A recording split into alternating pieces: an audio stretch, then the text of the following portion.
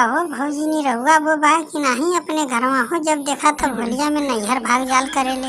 अरे बाबू असो नी रहुआ वो घरवा में बा घरवा नाही लोगन जा लोगन जल्दी बगन खाना बनावत है नहीं तो कतो लुक जाई के होली खेले के होई त। अरे हे टकलुआ जल्दी बगन रंग बाल्टी के भर ले तो चल नी रहुआ के घरे आज खेलल जाई होली।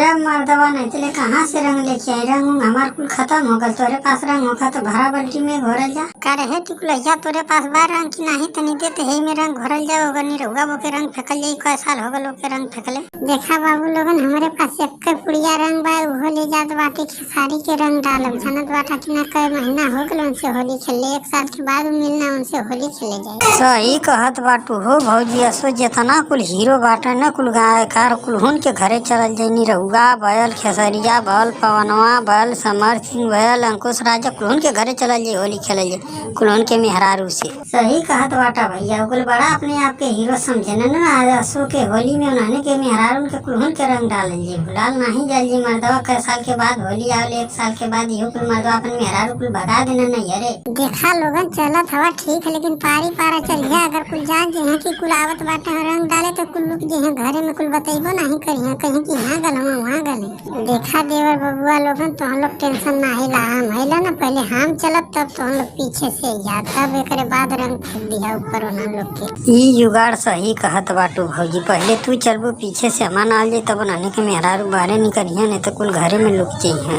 अरे टिकुलैया सो तोर कुल सहेली आयल बाटे रे अमर पलिया अक्षरा सिंह मोनालिसा। सही कहत बाटू भौजी असो नाने के छोड़ब नाही कुल अपने आप के बहुत हीरोइन समझनी ने अदाकारी देखा कैसे हम रंग लोग के पतीला।